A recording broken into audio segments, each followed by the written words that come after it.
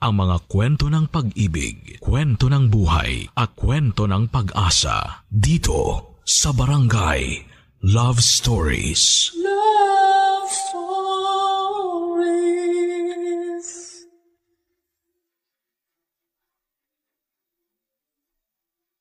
Kapag may bago tayong ginusto at hindi agad natin nakuha, normal na malungkot tayo o magdamdam sa Diyos. Pero lagi nating isipin na lahat ng bagay ay may takdang panahon upang matupad. Basta wag lang tayong tumigil sa pananalangin. Ikaw kabarangay, meron ka bang hiling na gusto mong matupad? Dear Papa Dudut, hindi ako relihiyosong tao pero paborito kong Bible verse ang sinasaad ng Kawikaan chapter 19 verse 14. Tungkol po ito sa pag-aasawa.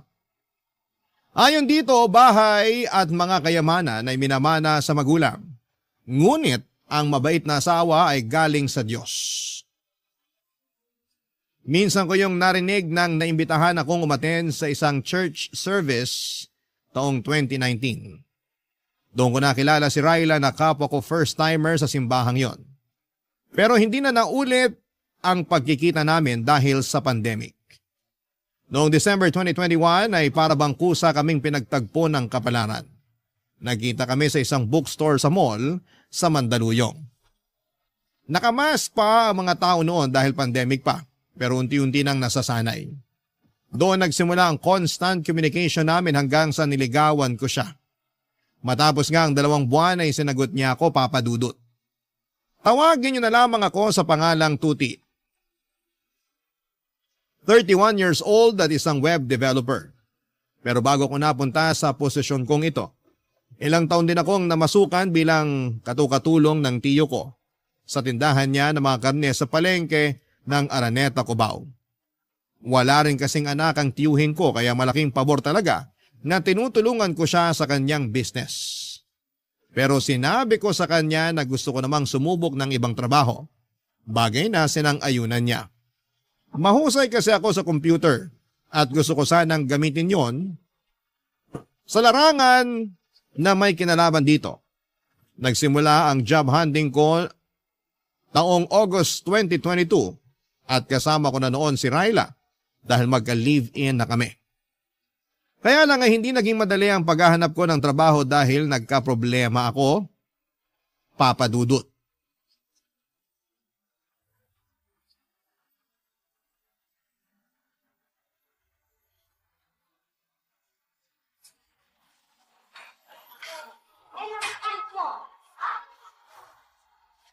Mahal! Mahal, nandito ako! Hi, Mahal. Kanina ka pa ba rito? Mga 10 minutes siguro. Upo ka na, dali. Sige. Nung nalaman ko kasi na tinuloy mo yung pagpunta sa interview mo, nagmadali talaga akong puntahan ka rito sa malapit para abangan ka. O ano, kamusta interview? Ayun, ligwak. Ha? Anong ligwak? Hindi ako pasado kasi wala raw silang matinong sagot na nakuha sa akin. Pwede ba yun? Baka sila ang hindi matino magtanong. Matino naman yung mga tanong nila. Ako talaga yung may problema. Kasi parang umurong yung dila ko nung ini-interview na ako. Sakto, mainipin pa naman yung HR manager nila. Kitang-kita ko yung pagsasalubong ng kilay niya habang nakikipagtitigan sa akin at hinihintay ang sagot ko. Bakit? Kinabahan ka ba? Medyo. Nakalimutan ko yung pinractice natin, Mahal. Para akong natuod sa pagkakaupo ko. Ang naririnig ko lang nung time na yon ay yung malakas na kabog ng puso ko. Ganyan din naman ako nung unang beses akong interviewin sa trabaho eh. Ayun, di rin ako nakapasa. Sabi nila sa evaluation ko, hindi raw ganun yung klase ng empleyado na hinahanap nila. Dapat daw attentive at may kumpiyansa sa sarili. Saan ko naman uhugutin yun? First time ko nga lang mag-apply, di ba? Pero hindi ko naman na first time. Pangatlong job interview ko na to pero lagi pa rin akong ligwak. Nagkataon lang siguro yun, mahal. Ewan ko. Parang nawawala na ako ng pag-asa na matatanggap ako sa in-applyan kong trabaho. Wag naman. Naniniwala pa rin ako na matatanggap ka. Pero hanggang kailan ko ba dapat subukan? Hanggang matanggap ka. Dapat lalo ka magpursige. Alam ko na pursigido ka naman. Pero habang wala pang tumatanggap sa'yo, huwag kang sumuko. Magpatuloy ka lang. Thanks, mahal. Oh, bakit malungkot ka pa rin? Nahihiya na kasi ako sa'yo. At bakit ka naman nahihiya sa akin? Kasi grabe yung suporta mo sa akin. Pinapractice mo ako sa pagsagot ng interview. Tapos kapag wala kang pasok sa trabaho sinasamahan mo pa ako o di kaya inaantay pagkatapos ng interview ko. Katulad ngayon, pero ano? Pero laging bad news yung sinasabi ko sa'yo. Ayoko lang makita na malungkot ka mula sa pagiging excited na malaman kung anong result ng interview ko. Wala namang kaso yun. Normal na reaksyon yun kasi umasa tayo na matatanggap ka. Pero hindi ibig sabihin mawawala na tayo ng pag-asa. Alam mo, nakikita ko sa'yo na determinado ka. Masipag ka rin at matyaga. Siguro sa ngayon, pinanghihinaan ka lang ng loob dahil nga sa nangyari kanina sa job interview mo. Pero wag mong hayaan na kainin ka ng pagkabigo mong yun. May kasabihan nga na try and try until you succeed. Hindi ba try and try until you die? Sira, hindi ka pwedeng mamatay. Kailangan mo munang matanggap sa trabaho. Joke lang. Pero thank you talaga kasi ang comforting ng mga sinabi mo. Narealize ko tuloy na tama ka. Dapat subukan ko pa rin. At wag ako basta-basta sumuko. Yan, ganyan nga. Kaya hayaan na muna natin yung nangyari sa interview mo kanina. Kumain tayo ngayon ng masarap, mag-celebrate tayo. Bakit naman tayo magse-celebrate? Hindi naman ako nakapasa. Pero pumunta ka pa rin sa interview. Humarap ka doon kahit kabado ka. Yun palang worth it na para i-celebrate. Kaya wag ka nang kumontra dyan. Ako na bahala, okay? Okay, pero ako na o-order. Ako na. Steady ka lang dyan. Carry ko na to.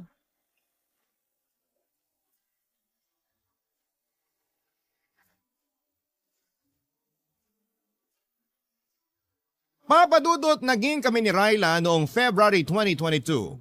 Siya ang first girlfriend ko at yon ang unang pinakamasayang Pasko ng buhay ko kasama siya. Ulila na kasi ako sa mga magulang at wala ring kapatid.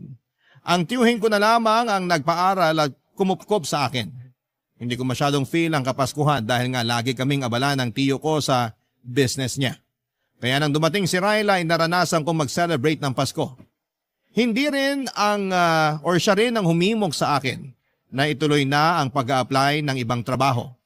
Kaya lang, nakaka-frustrate dahil madalas ligwak ako sa mga interview. Lagi kasi akong kinakabahan at nauutal.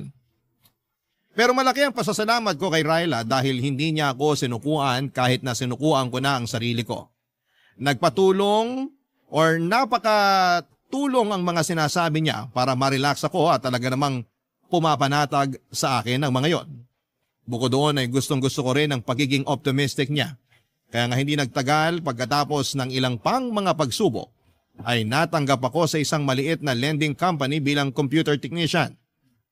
Sobrang saya ni Ryla nang ibinalita ko yon sa kanya at excited siya sa pagsisimula ko sa trabaho.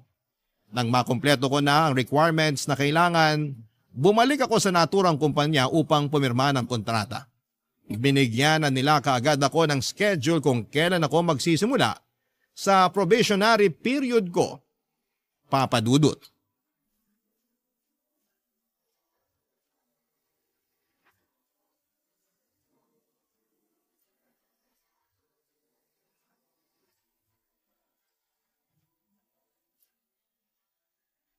Ito, pinagluto kita ng lunch. Baka mamaya walang kantin dun o kaya malayo mga bilihan ng pagkain. Thank you, mahal. Nag-abala ka pa talaga. Aba, mag-aabala talaga ako kasi unang araw mo sa trabaho ngayon. Excited ka na ba? Oo, pero kabado rin ako. Bakit ka naman kinakabahan? Kasi ngayon pa lang ako magtatrabaho sa isang kumpanya. Kayang-kaya mo yan. Magaling ka naman makisama eh. May mga suki ka na nga sa tindahan ng tsuhin mo. Di ba nakwento mo na hinahanap-hanap ka nila pag bumibili sila ng karne? Oo, pero iba pa rin yung environment dun sa papasukan ko. Sigurado, iba-iba rin ugali ng mga katrabaho ko. Alam mo, hindi mo naman responsibilidad na makuha loob ng lahat ng katrabaho mo eh. Kasi pumasok ka doon para magtrabaho, hindi para i-please yung ibang tao. Sa bagay, may punto ka. Ganyan din kasi ko nung unang araw ko sa trabaho noon. Parang lahat gusto kong kaibiganin. Bida-bida ba? Akala ko kasi kailangan yun para magtagal ako sa trabaho o gumanda yung tingin nila sa akin. May iba naman akong nakaklose. May iba na ayaw sa akin kahit wala naman akong ginagawang masama. Tapos, narealize ko na lang na oo nga pala. Hindi ako nag-apply dun para makipagkaibigan. Ayos lang naman na pakisamahan ko sila pero ayoko na uli umabot sa punto na sobra akong invested sa mga buhay-buhay nila. Dun kasi nagsisimula yung chismis. At kapag puro chismis na lang yung inatupag ko, wala na ako natatapos sa mga trabaho ko. Tatandaan ko yung mga sinabi mo. Pero sa pagkakakilala ko sa'yo, hindi ka naman chismoso. Kaya siguro hindi ka masyadong madadala sa mga ganon. Ay, pero teka, alam ko na kung saan ka dapat umiwas. Saan? Eh di dun sa mga babaeng lalandi sa'yo. May ganun ba dun? Aba oo, talamak yung mga ganon sa trabaho. Kahit nga may asawa na o boyfriend, pag natipuhan ka, lalandiin ka talaga. Haharot-haruting ka. Hindi naman ako magpapaharot sa kanila, mahal. Dapat lang. Kung di, alam mo na kalalagyan mo, tuti. Oh, bakit naman yan ang tawag mo sa akin? Seryoso kasi ko kaya tinawag kita sa pangalan mo. At seryoso rin ako na hindi ako magpapaharot sa mga babaeng yun. Unang-una may girlfriend ako at ikaw yun. Ikalawa, bakit ko naman sisirain yung tiwala mo sa akin? Ay, pasensya ka na, mahal. Alam ko namang loyal ka, pero hindi ko lang mapigilang mapraning. Hindi ka naman praning. Kung nag-aalala ka kasi sabi mo nga talamak yung kabitan sa corporate job, normal na reaksyon lang yun. Kaya dapat kong gawin, bigyan ka ng assurance na hindi masisira ang relasyon natin dahil dun. Salamat, mahal. Napanatag na ako. Ikaw talaga? Pero walang anuman. Basta, maniwala ka sa akin. Good boy yata tong mahal mo. Ay talaga? Dapat lang kasi magaling kaming mga babae makaamoy ng nagsisinungaling na boyfriend. Kapag napatunayan kong may iba ka at taga dun sa pinagtatrabahuhan mo, papalatan ko kayong dalawa ng buhay. Parang nawala na yung kaba ko sa first day of work ko ah. Saan na napunta? Sa'yo, mas kinabahan na ako sa mga sinabi mo. Hoy, eto naman. Biro lang. Pero feeling ko, masyado ako nagpadala sa emosyon ko. Di bale, kiss na lang kita para makabawi. Gusto ko yan. Dalawa ah. Para good luck kiss na rin. Grabe siya! Humirit pa talaga, pero sige na nga. Dalawa na akong dalawa. Papadudot kung ilalarawan ko ang pakiramdam ko ng araw na yon sa trabaho ay masasabi ko na para akong bumalik sa unang araw ng pasukan. Nung nag-aaral pa lamang ako. Mahiyain kasi talaga ako, tahimik at hindi pala kaibigan. Wala akong ginawa kundi ang ngumiti at tumango habang pinapakilala sa lahat ng empleyado kada department ng kapalitan ko sa naturang posisyon. Masasabi ko na nabawasan na lamang ang hiya ko at pagkailang ko kinahapunan dahil naging busy na ako sa pagbutingting ng kung ano-ano. Dahil nga sa may abilidad naman ako at tiwala ako sa kakayahan ko, ay dumami ang mga ginagawa ko sa trabaho. Kumbagay naging all around ako at wala naman akong reklamo dahil nagsisimula pa lamang ako. Nakakapagod oo pero masaya naman ako dahil hindi na karne ng baboy at manok ang binubutingting ko. Hindi naman po sa ingrato ako, sobrang nagpapasalamat ako sa tiyuhin ko dahil kinupkop at pinag-aral niya ako. Masaya rin po ako kasi binigyan niya ako ng trabaho sa shop niya ng ilang taon. Pero alam ko, Papa Dudut, na meron pa akong potensyal at ibubuga pagdating sa ibang bagay. Barangay Love Stories. Barangay Love Stories. Papa Dudut, mabilis na lumipas ang isang linggo. Masasabi ko na unti-unti na ako naging komportable sa trabaho ko. Mabait at madaling pakisamahan ng mga kasama ko at masaya rin si Ryla dahil nakikita niyang nag-i-enjoy ako. Isang araw ay nagulat ako nang inassign ako bilang driver ni Crisel, assistant ng boss namin. Nagawol kasi ang company driver namin at dahil may lisensya naman ako at kakayahan na magmaneho ay pinakiusapan ako ng management na humalili muna na maging driver. Pansamantala lang naman hanggat wala pang nakukuhang driver, kaya tinanggap ko na rin. Ang gagawin ko ay ihahatid at susunduin ang boss namin at si Crisel tuwing may mga meeting sila sa labas. Malaking bagay yon dahil napaka-traffic sa Metro Manila at sobrang hassle rin kung magko-commute sila. Pero may mga pagkakataon na si Crisel lang ang madalas kong hinahatid at sinusundo papunta sa mga meeting niya sa labas bilang proxy ng boss namin. Busy kasing tao yon at malaki naman ang tiwala niya kay Crisel bilang assistant. Kaya nga madalas na kami lang dalawa ang magkasama. Bagay na hindi ko naman binigyan ng mali siya noong una, Papa Dudut.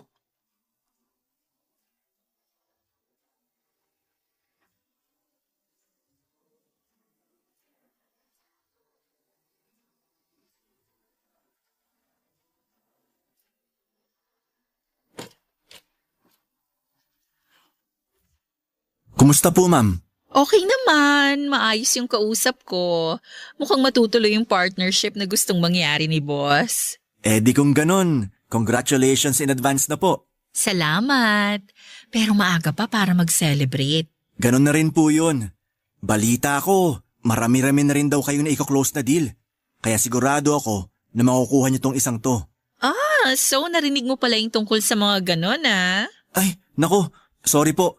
Hindi naman sa pagiging tsismoso. Ayos lang. Alam ko naman na madalas akong pagchismisan sa trabaho. At wala naman akong reklamo doon. Hindi naman po chismis ang tawag kapag mabuti at maganda yung sinasabi nila sa inyo. Tulad nung narinig ko, mabuti at magandang balita yun. Salamat, Tuti. Ikaw ha, masyado mo namang pinapalaki ang ulo ko. Po? Huwag mo na akong pinupo.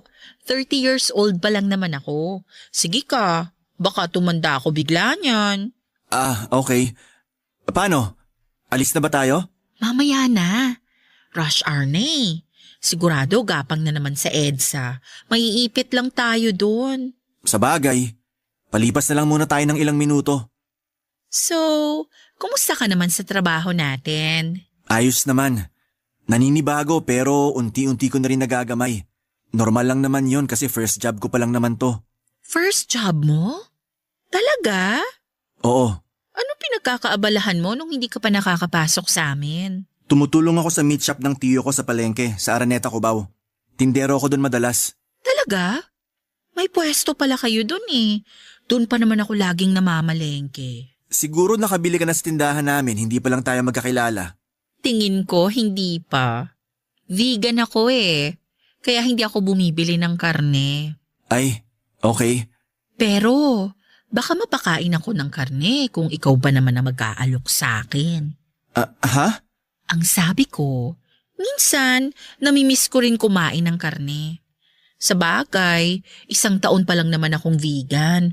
Mahirap din, lalo't mahilig talaga ako sa pork and chicken. Pero matagal na rin yung 1 taon.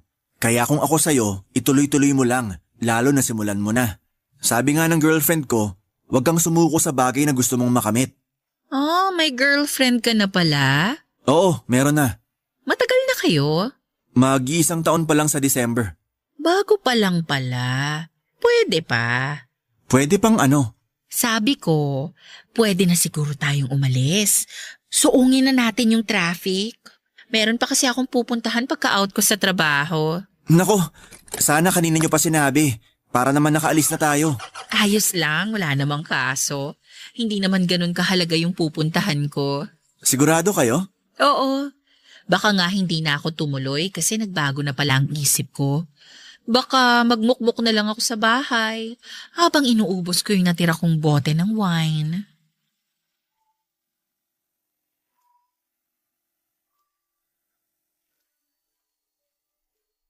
Papa Dudut, dumalas ng dumalas ang pasimpleng hirit ni Crisel sa akin. Kinatagalan ay hindi na ako naging komportable at madalas ay nananahimik na lamang Papa Dudut. Pero makulit siya, maingay at may pagkamaharot. Dati sa likod siya umuupo pero kapag hindi namin kasama ang boss namin sa sasakyan hanggang sa tumabi na siya sa akin sa passenger seat. Hindi ko siya dinadaldal sa buong panahon ng pagmamaneho ko dahil hindi ako ganong klaseng magtrabaho. Kaya nga lagi akong distracted pag panay ang kwento niya. Siguro inaikwento na ni Crisel ang buong buhay niya sa akin, Papa Dudut. May 2 anak daw siya sa dati niyang asawa na nasa poder nung tatay. Hindi naman daw siya malungkot kasi malayo sa kanya ang mga anak niya dahil civil naman sila ng ex-husband niya. Gustong gusto raw niya yung buhay na walang iniintinding iba. Pero binibisita pa rin naman daw niya yung mga bata kapag may okasyon. Bukod doon, ongoing daw ang annulment nila. Hindi ko naman tinanong pero kinuwento na lamang niya bigla. Hinayaan ko na lamang siya dahil nga mas mataas pa rin ang posisyon niya kesa sa akin. Pero isang araw ay nagulat ako dahil nakatanggap ako ng mensahe mula sa kanya dahilan para maggalit sa akin ang girlfriend ko na si Ryla, Papa Dudut.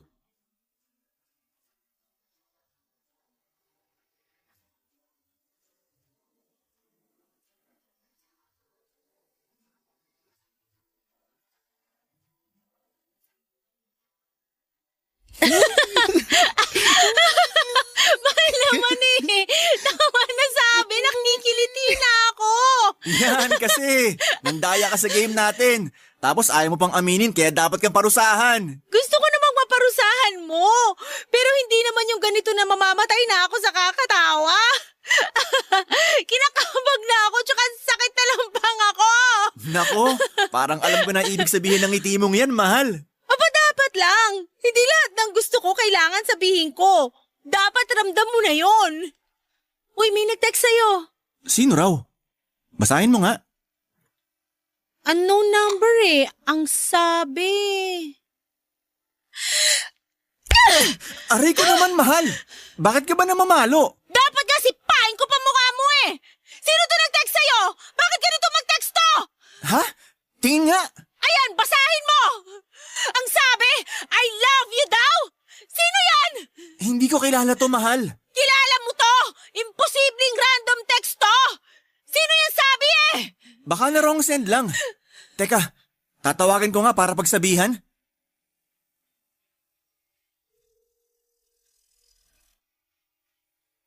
Hello? Ma'am Crisel? Sinong Crisel yan, ha? Boss ko. Boss mo? Oo, yun nakwento ko sa'yo. Akin na nga yung cellphone mo. Hello? Ryla Ito ba yung naman! Crisel? Ako nga. Eh, ikaw? Sino ka? Makinig ka ha? Ila-loudspeaker ko to. Sino ba to? Ako lang naman si Ryla, girlfriend ni Tuti. Yung sinabihan mo ng I love you. Oops! Sorry. Na-wrong send lang ako, ate. Medyo lasing na kasi ako kaya naduling na ako sa mga contacts ko. Siguraduhin mo lang. Dahil kung hindi... Wala naman akong intensyon na landiin yung boyfriend mo Akin na nga yung cellphone ko. Pasensya na po kayo, Ma'am Crisel. Hindi na po mauulit. Humingi ka rin ng pasensya sa kanya, mahal. Ayoko! Bakit ako hingi ng pasensya dyan? Ryla naman. Alalahanin nung boss ko pa rin to. Pasensya na. Walang problema. Basta, next time, dahan-dahan sa pagiging palengkera, ha? Ang cheap mo kasing pakinggan kanina O siya, bye! At ako pa talaga yung cheap na palengkera? Ang kapal ng muka! Mahal, huminahon ka nga muna. Paano ko hihinahon nakakabastos yung Crisel na yon? May I love you pang nalalaman? Akala ba niya naniniwala ako sa kanya na wrong send lang siya? Malay mo nagsasabi naman siya ng totoo. Tsaka base sa boses niya, mukha siyang lasing. Baka naman lasing-lasingan para maharot ka niya. Umamin ka nga. May namamagitan ba sa inyo nung babaeng yon? Siyempre wala. Paano kung may iba ka na pala tapos kunwari ka lang na masaya ka pa sa akin? Wala akong iba. At hindi kunwari na masaya ako sa'yo dahil masaya talaga ako sa'yo. Pero hindi pa rin ako naniniwala sa Crisel na yon. Malakas yung kutob ko na nagpapalusot lang yan. Sinadya niya na mag-send ng I love you sa'yo. Kung sinadya man niya yon, mahalaga hindi ako nag-respond. Tsaka ako rin naman nagulat sa text niya Naku, Tuti, umayos ka! Alam mo na kahahantungan natin! Hindi mangyayari yan dahil mahal kita. Papadudot doon ko na nga kinuwento kay Ryla ang tungkol kay Crisel. Kilala naman niya ang boss ko sa pangalan pero hindi niya akalain na kursunada pala ako nito. Pero nilinaw ko sa girlfriend ko na wala akong gusto kay Crisel. At dahil may tiwala naman sa akin si Ryla ay nagkabati rin kami ng araw na yon. Abot langit ang kaba ko at patong-patong na inis naman ang naramdaman ko kay Crisel dahil sa pagte-text niya sa akin ng I love you. Kinabukasan sa trabaho ay nagsorry siya sa akin at nakainom lang daw talaga siya ng mga panahong yon. Akala ko ay okay na pero hindi pa rin pala, Papa Dudut. Alam ni Crisel na may girlfriend na ako pero hindi pa rin siya tumigil sa kakalandi sa akin. Kahit na kinausap ko na siya at sinabihang hindi ako komportable. Minsan kahit na rest day ko ay nagtitext siya sa akin para lang magpahatid sundo sa mga personal niyang lakad, Papa Dudut. Nag-o-offer na lamang siya ng extra pay pero tinatanggihan ko siya ng maayos. Dahil alam ko na nagsiselos na ang girlfriend ko. Bagay na iniiwasan ko, Papa Dudut. Barangay Love Stories. Barangay Love Stories. Papa Dudut, dahil sa pagtanggi ko kay Crisel na ihatid sundo siya tuwing rest day ko, ay hindi naging maganda ang imahe ko na nakarating sa boss namin. Nang mga panahong yon ay kakaisang buwan ko pa lamang sa trabaho. Hindi pa ako nare-regular at natatakot ako na baka makaapekto ang mga pinaparating niyang negatibong komento tungkol sa akin sa boss namin kapag lumabas ang evaluation ko. Bukod doon ay laging pinagmamalaki ni Crisel na marami siyang kilalang abogado kaya wala raw akong laban sa kanya sakaling magreklamo ako. Kaklose din niya ang karamihan sa mga katrabaho namin at kampi ang mga ito sa kanya. Sa katunayan, may isang beses na narinig kong pinagchichismisan nila ako. Nagsipulasan na lamang sila noong makita akong dumating at dahil maliit lang naman ang opisina namin ay talaga namang dama ko kapag meron silang pinag-iinitang empleyado. Isang araw ay hindi na ako nakatiis kaya kinausap ko na nga si Crisel, Papa Dudut.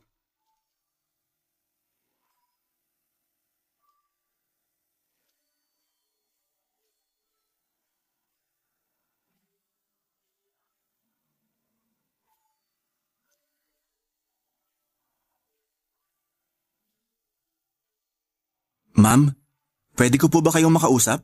Marami akong ginagawa eh. Tungkol saan ba yan? Hindi na kasi ako komportable na laging bukang bibig ng mga tao rito sa kumpanya. Kung pagchismisan nila ako, akala mo nakagawa ako ng masama. Nako, maling tao ang kinakausap mo, Tuti. Dapat ilapit mo yung concern mo sa HR, hindi sa akin. Ayoko naman pong may mamemohan. Kaya nga kayo na lang kinausap ko. Ano bang kinalaman ko rito at ako ang dapat mong kausapin tungkol dyan? Teka nga, huwag mong sabihin ako ang tingin mong pasimuno ng mga chismisa nila tungkol sa'yo. Bakit hindi po ba? Aba, sumusobra ka na. Baka nakakalimutan mong mas mataas pa rin ang posisyon ko sa'yo. Hindi ko po nakakalimutan yun. Pero ginagamit nyo na lang sa akin yung posisyon nyo para mapasunod nyo ako. At nung hindi nyo ako nakuha, siniraan nyo ako sa mga katrabaho natin dito. At kahit na sa boss natin, kung ano-ano pa rin yung sinasabi nyo. O ngayon, alam mo na kung anong kaya kong gawin. Mali ka talaga ng binangga. Matagal na akong nagtatrabaho rito. Kabisado ko na ang galawan ng bawat empleyado, lalong-lalo na ni boss. Higit kanino man, ako ang pinagkakatiwalaan niya dito. Mabigat ang timbang sa kanya ng mga ginagawa at mga sinasabi ko rito. Kaya ingat ka, Tuti. Pwede kong bulungan si boss pag nairita ako sa'yo. Pero wala naman akong ginawang masama sa inyo para siraan nyo. Wala nga, pero matigas ka eh. Hindi ka madalas sa mga pasaring ko sa'yo. Hindi ka makuha sa simpleng paglandi. Masyado kang loyal dun sa girlfriend mong palingkera. Huwag mong pagsasalitaan ng ganyan ng girlfriend ko. Labas siya rito. Oh, ang sweet naman, pero nakakasuka kayo. Sa bibig nyo na mismo galing. Nilalandi nyo ako kahit alam nyo na may girlfriend ako. Sino sa atin na nakakasuka? Hoy, magdahan-dahan ka sa sinasabi mo. Nagsasabi lang naman ako ng totoo. In case nakalimot kayo kung hanggang saan lang kayo. Alam mo, so far, ikaw pa lang yung bukod tanging lalaki na hindi ko nakuha. Lahat kasi ng nilandi ko, bumibigay sa akin. Pero ikaw, mailap ka. Bakit ba kasi masyado kang loyal sa girlfriend mo? Kasi mahal ko si Ryla. Ay, hindi naman totoo yung pagmamahal na yan. Napatunayan ko ng hanggang salita lang yan. Sa una lang yan masaya, pero sigurado ako na sa bandang huli, masusuka ka na sa umay. Sigurado ako, iiwan ka rin ni Ryla. Kasi, ganyan ka lang. Anong ganito lang ako? Yung walang binatbat, walang ipagmamalaki. Yung tipong dehado pa na maregular sa trabaho. Kaya sigurado ako na kapag hindi ka natanggap dito, back to zero ka na naman. Wala kang karapatang sabihin yan. Hindi mo ako kilala. Hindi na kita kailangang kilalanin ng husto para masabi ko na wala kang kwenta. Kilala na kita dahil inoobserbahan kita. Di ba ilang job interview na ang binagsak mo bago ka nakapasok dito sa amin? Paano mo nalaman yan? Siyempre, close ko yung HR dito. Close ako sa lahat ng empleyado ron. Kaya marami akong alam sa'yo. Pero hindi naman basihan yun para tratuhin mo ako na para bang wala na akong mararating sa buhay. Mas malayo ang mararating mo sa buhay kung papayag kang makarelasyon ako. Pwede kitang ilakad sa boss natin para mapabilis ang evaluation mo. Mare-regularize ka. Tapos, kukumbinsihin ko siya na i-promote ka para tumaas agad ang sahod mo. Lahat ng yon, kayang-kaya kong gawin. Basta pumayag ka lang sa gusto kong mangyari. Ayoko. Hinding-hindi ako papayag sa gusto mo. Eh di sige. Ikaw ang bahala. Pero tandaan mo, ikaw din ang kawawa. Minsan kasi, dalasan mo rin yung paggamit dyan sa utak mo. Wala kang mararating kung puro ka na lang puso. Papadudot ang mabuting intensyon ko na kausapin ng maayos si Crisel at ipaliwanag ang nararamdaman ko tungkol sa buong sitwasyon namin, ay minasama niya.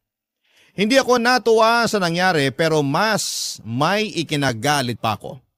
Yon ay ang matapos niyang totohanin ang sinabi niyang mas sisiraan ako. Hindi lang sa boss namin kundi sa lahat ng kapwa namin empleyado sa kumpanya. Ang sama-sama ng loob ko noon kay Crisel at kahit na ayaw kong magpaapekto, ay hindi ko pa rin naiwasan. May isang beses na kinausap na ako ng boss namin para pagsabihan tungkol sa mga sumbong at paratang ni Crisel sa akin at hindi naman ako nakasagot kasi biglang bumalik yung nararamdaman ko tuwing may job interview ako. Yun bang kinakabahan at nauutal. May mga araw din na para bang ayaw ko nang pumasok sa trabaho at lahat ng yon ay naikwento ko kay Ryla. Galit na galit ang girlfriend ko.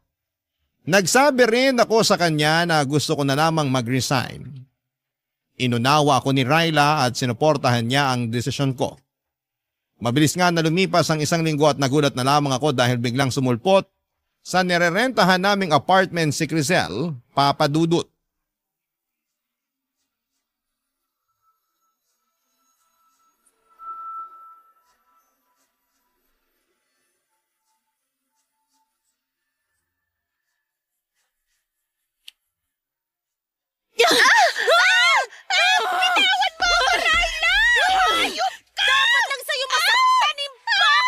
Tama na yan, Ryla. Tigilan mo na yan. Bakit mo ba ako inaawat? Hindi pa ako tapos sa babaeng yan! Ayoko lang magkasakitan kayo. Magkakasakitan talaga kami kasi ang kapal ng mukha niya pumunta rito! Mas makapal ang mukha mo! Anong sinabi mo? Mahal naman. Nakakabwisit! Ano ba kasing ginagawa niyan dito? Bakit ka ba kasi pumunta dito sa apartment namin, Crisel? Tsaka paano mo nahanap tong address namin? Eh di tinanong ko sa HR, tanga. Hoy! Bawal yung ginawa mo! Wala ka ng pakialam doon. Bubunutin ko talaga lahat ng buhok mo sa anit eh! Mahal, huminahon ka nga muna. Hindi mo pa sinasagot yung tanong ko. Bakit ka pumunta dito? Gusto ko lang talagang humingi ng sorry sa'yo. Kasi kung hindi dahil sa akin, hindi ka magre-resign sa trabaho. Hindi ko naman sinasadya na siraan ka sa boss natin at sa iba pang empleyado. Sorry na, Tuti.